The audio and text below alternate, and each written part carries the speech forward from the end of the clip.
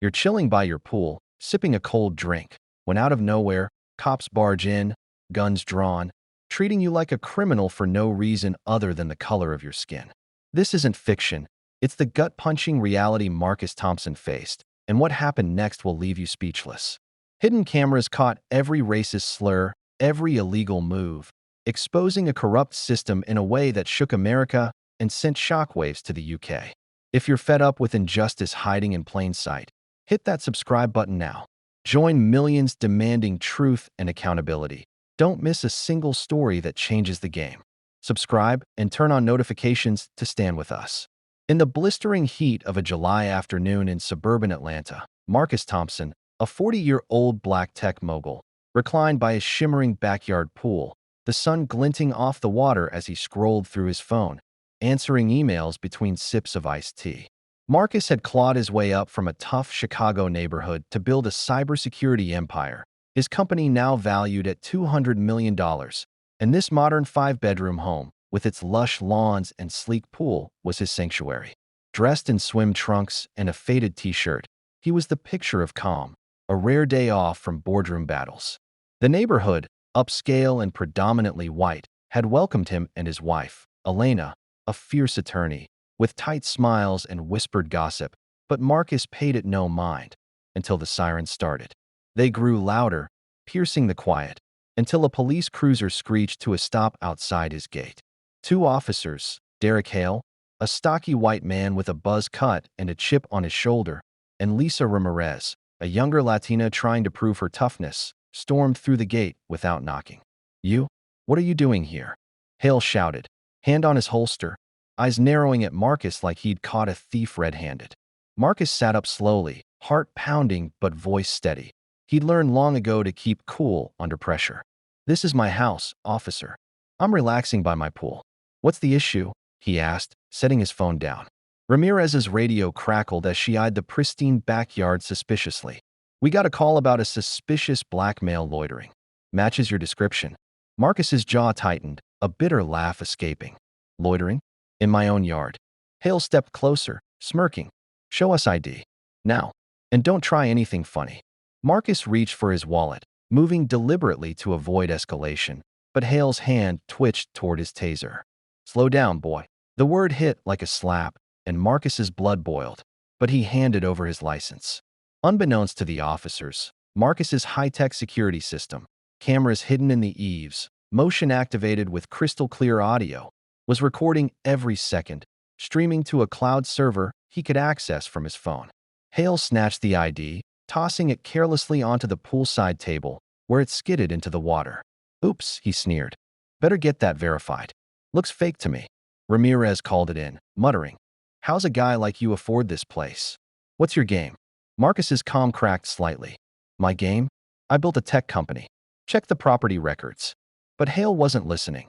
He shoved Marcus back into the chair. "Sit down, shut up. You're detained until we figure this out."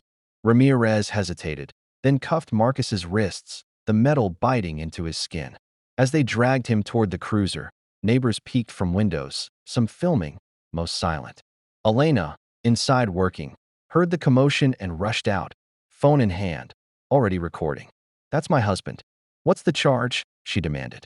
Hale blocked her. "Back off, ma'am, or you're next."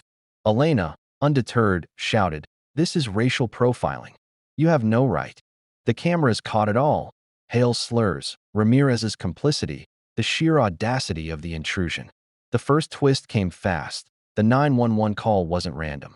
It came from Tom Wilkins, Marcus's neighbor, a bitter retiree who'd grumbled about new money moving in. Tom, watching from his window, had called in a suspicious black man. After seeing Marcus by the pool, his prejudice cloaked as civic duty. What he didn't know was that Marcus's cameras had a wide-angle view, capturing Tom's silhouette dialing 911, his blinds half open. As Marcus sat in the cruiser, cuffs cutting into his wrists, his phone pinged. A security alert confirming the footage upload. At the station, Hale and Ramirez pushed trumped-up charges, trespassing, resisting arrest. The desk sergeant, a grizzled veteran named O'Malley, nodded at their flimsy report. "Hold him until we clear this." Marcus, in a dingy cell, knew the truth was on his side. Elena, meanwhile, accessed the cloud footage from home, her heart racing as she watched Hale's racist tirade and the ID toss. She uploaded clips to X, tagging news outlets and the NAACP. By dusk, hashtag #PoolWhileBlack was trending, racking up 10 million views. Protests erupted outside the precinct, signs reading, "Justice for Marcus," lighting up the night. The department scrambled, Chief Harlan Brooks, a slick politician eyeing a mayoral run, calling Hale and Ramirez into his office. "How did this get out?" he roared. Ramirez fidgeted. "He had cameras, sir." Hale scoffed. "It's doctored. Fake news." But Elena's firm subpoenaed the full footage, unedited and damning. Twist 2 hit like a freight train. Internal Affairs uncovered Hale's history, 27 complaints of racial bias, all buried. Ramirez, it turned out, had disabled her body cam, a violation caught by station logs.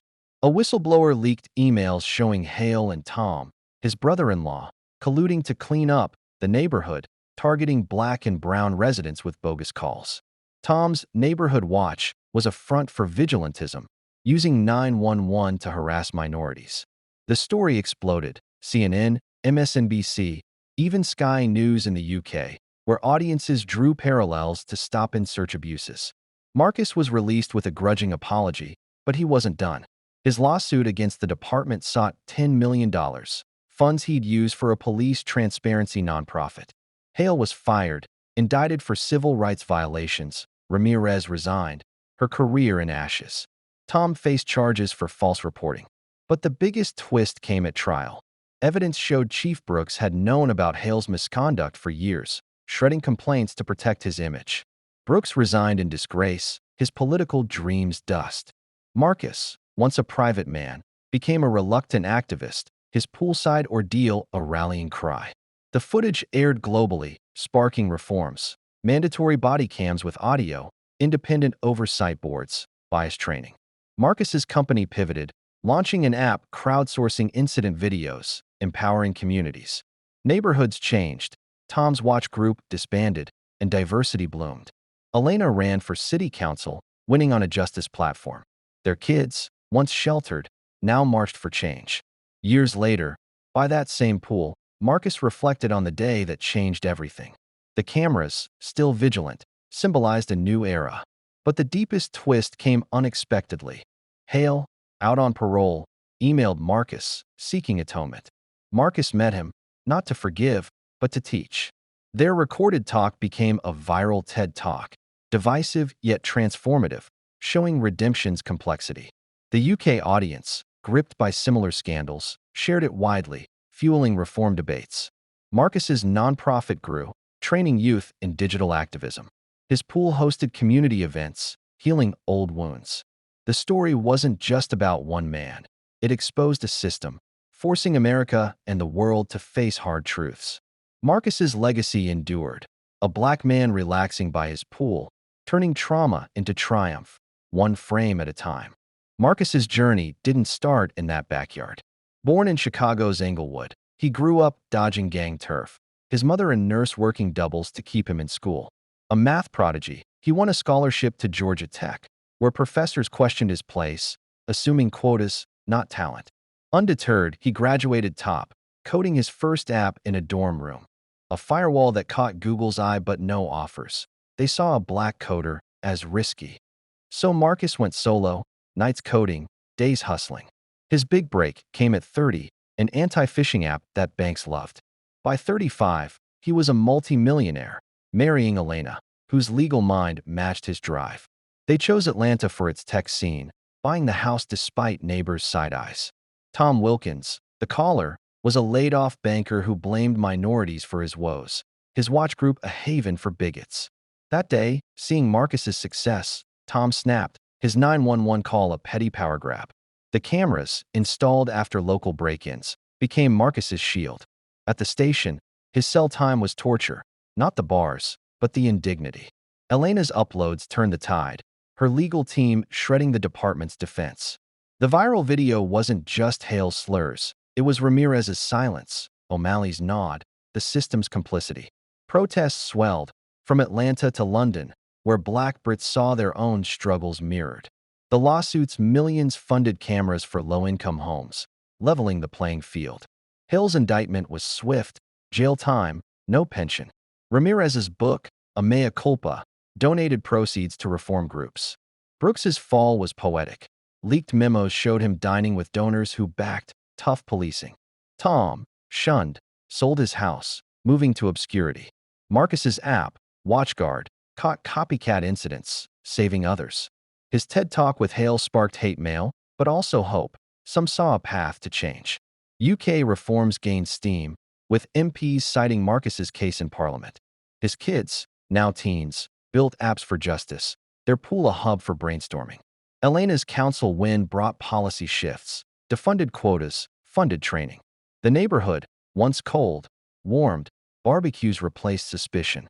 Marcus's health took a hit, stress-related migraines, but therapy helped. He swam daily, the pool his therapy. Global impact grew. Brazil's favelas, South Africa's townships adopted WatchGuard.